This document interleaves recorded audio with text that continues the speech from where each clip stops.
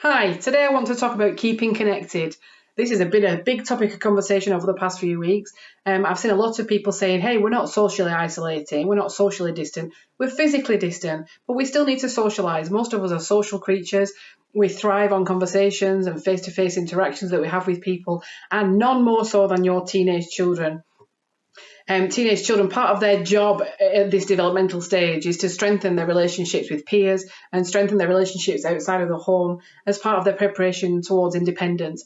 And so for them, being forced to stay indoors, being forced to stay away from their friends, being forced to spend all of their time only with their family, this is quite a big deal for them. And you're probably feeling the effects of that in your household if you have children of that age right now. So one of the things that I would say is that normally we're really cautious about children's use of social media. And we understand from research amongst adoptive families that a lot of adoptive parents are concerned about their children using social media and the different ways that they're using social media. And part of me is very reluctant to encourage your children to use social media during this time, because I'm aware of the very strong concerns around it. If you are concerned about your child's use of social media, this might be a good time to access the Think You Know online materials. So this is a website made by CEOP, and it has activities and online materials to encourage online safety for children from the age of 4 right up to children in their teenage years. It's called Think You Know. It's a letter U instead of the word you. Have a look at that on the internet if you haven't already. This will be a good time, I think, to sit down with your children and talk to them about safety on the internet, because they're going to want to use social media to communicate with their friends. If they're anything like me, they'll be learning new kinds of social media. In fact, my children have quite a lot to teach me about this. I've done more Zoom meetings the last few weeks than I've ever done in my life. And it's been quite the revelation, to be honest, seeing people come to meetings from their own bedrooms and spare rooms and offices. I'm speaking to you today from our spare room. We're getting an interesting glimpse into other people's households.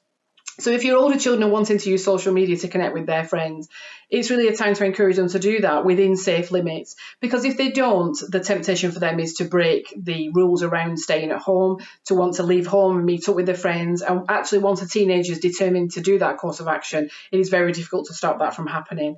If some of the need for socialisation can be met through social media, that is better for them than going out. But of course, it needs to be supervised and it needs to be supported by parents. So take a look at the Think You Know website, educate yourself about social media and some of the dangers and benefits of it, and then speak with your children and come up with a plan for using social media to keep that social communication going that they need so much. With younger children, we've also been using social media in our house to chat to our friends. We might be a home educating family, but we're still used to spending a lot of time out of the house with other people in activities and groups and meetups and play dates, and all of that has been lost to us. My friend's little boy has been reading a story out loud every day to practice his reading. His mum videos it and then sends it to my daughter. So she's having a story read to her by one of her friends. She's found that absolutely lovely. And that's an easy thing you can do just with the video messaging facility on your phone. We've been taking part in the 30-day Lego challenge. I'm sure we're not the only ones. And we've been teaming up with a few other families to take photos and videos of the Lego challenges we've made and then share them on a message on WhatsApp with each other, so that everyone can see the different things that people have been doing. And that's been quite fun as well. So one of the things about being home educated is that there is no class display for your work, and you don't get to show off the things that you've done to a lot of people like you might be able to do in school. We don't have rewards assemblies, and we don't have a display board, and we don't have Hot Chocolate Friday. We don't have any of those things. But we manage that through our meetups and through our social groups of home educated children. And we've moved all of that online. Is it possible that with your children you could move some of that online, that they could share with their friends some of the things they've been doing, either through pictures or perhaps on Zoom in a live kind of collaborative way? So I think there are lots of opportunities to use technology to keep in touch in ways that you might not have thought about before. Obviously, many of you are using Skype and similar video conferencing facilities to speak to grandparents and relatives that you're not able to see. On Zoom, you can share a screen. So if your young person has been working on something on a computer and wanting to show somebody else, they can share the screen directly with the people that they're video conferencing. So I wonder if any of your children might be willing to share work that they've done with their grandparents or with another family member using Zoom. I've heard of a child who did a fantastic PowerPoint display about her favourite animal. She did her own research. She made a little PowerPoint display, and then she shared that PowerPoint display via Zoom with her grandparents and told them all about this favourite animal. And this was sort of a way of keeping in touch. It was a way of giving a reason to be in touch, because if your young children are anything like mine, plonking them in front of a computer and switching on Zoom or Skype usually results in some kind of chaos.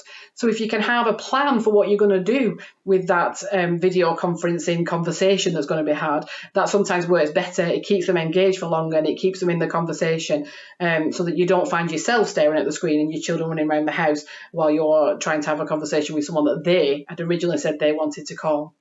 So in these times of social distancing or physical distancing, let's use technology to be in touch with one another. Here at Adoption UK, we've been doing webinars, we've been doing these video blogs, we've been doing a lot of online content. You might find that other organisations you're involved with are doing the same thing.